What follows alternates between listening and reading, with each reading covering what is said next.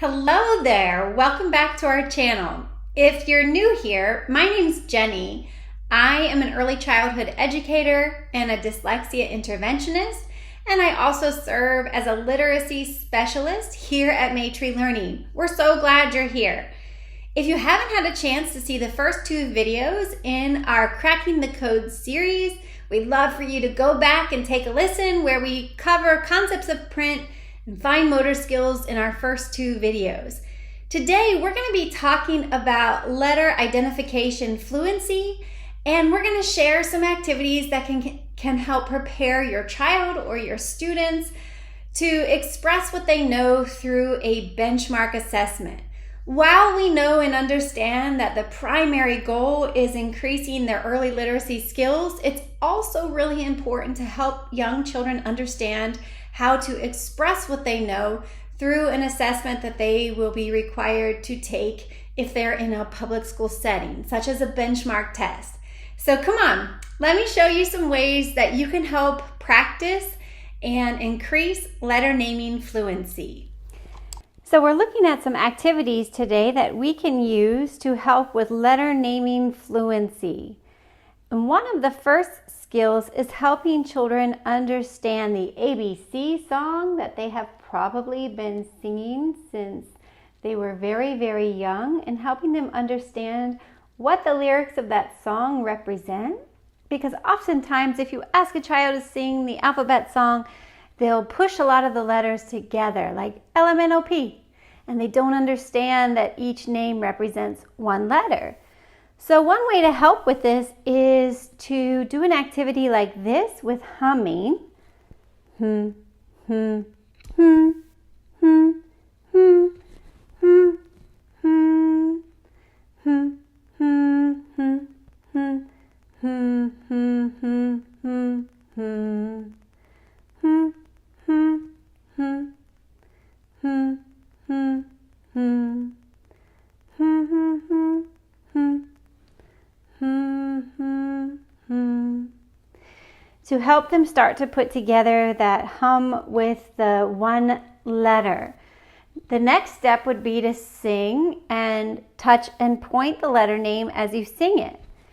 A, B, C, D, E, F, G, H, I, J, K, L, M, N, O, P, Q, R, S, T, U, V, W, X, Y, and Z.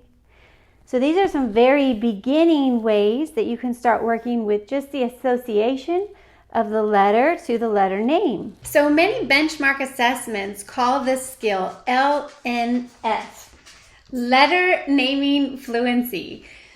So you might be using speech to prints, scope and sequence, and you might begin with MST, L, and A. That's a very common beginning scope and sequence. Or perhaps you're using something such as Orton-Gillingham, and your first four letters are M-A-L-O.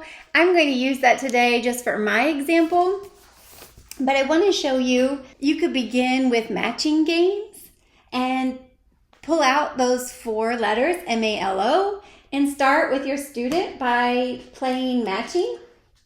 A-L. They don't match. Try again. M-L. Not a match. A match. L-L. Oh. And so you get the point, but play basic memory or matching with those first letters that have been explicitly taught that your student has some automaticity and confidence in, and you can begin letter naming fluency with games. So there's my M and L again. They don't match. Let's try M. If your student's ready, you can also reinforce the phonemic awareness and have them not only say the letter name, but also the letter sound. In this video, we're focused on letter naming, but this is good practice to also have the child say the letter sound. So matching with your pouch and your movable alphabet is another great way for letter naming fluency. The next thing that I would encourage you to consider is consider the language you use with your students or your child. Be careful not to say just a minute if it's going to take longer than a minute. And let me explain why. Especially when benchmark tests are concerned, students need to have an accurate understanding of how long is 1 minute. So if you've adopted a poor habit of saying just a minute and 5 minutes go by, it's really confusing to students on something like a benchmark test when they have 1 minute to show what they know. They might not understand that in that 1 minute, they can't stop to share a story. They can't stop to ask a question, that for 1 minute, they have to be explicitly focused on the task that you've asked them to do. So practice it. Set a timer at home or in your classroom for 1 minute and give your child an activity to do. Like, let's jog in place for 1 minute. Let's hop for 1 minute, so they can start to understand the passage of time and exactly how long is a minute.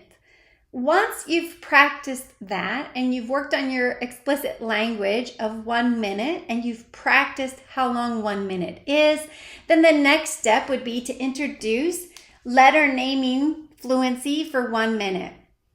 And in the very beginning stages, you could do something as simple as setting your cell phone's timer for 1 minute and just going through the letters as they're mixed up here and keeping track of the letters that the child knows or the letters that the child needs to skip. You could also take the same approach if you're working on those first 4 letters in your scope and sequence. For example, mine was Orton Gillingham, M-A-L-O. You could use just M-A-L-O and mix them up and go through those 4 letters for letter automaticity in 1 minute. But I'm going to pretend that we've progressed and we've introduced all of these letters, and now we're working on rapid naming of these letters. So I'd set my timer, I would click begin, and we would practice quickly identifying the letters and return sweep to the next line. We're also practicing attending to the task at hand. So here we go. I'm going to start my timer. L H X A M O G C J R N V, and so on until my timer goes off. This is teaching attending to the task at hand, focusing on letter naming for that full 1 minute. It's also building a child's stamina and their understanding of your expectation on a 1 minute benchmark assessment.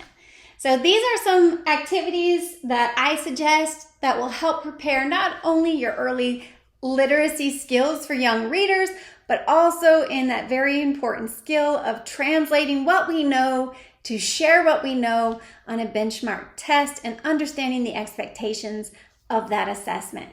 I hope this helps crack the code for your young reader. I hope you've enjoyed today some of the activities that we have suggested for letter naming fluency and these fun games that you can share with your child.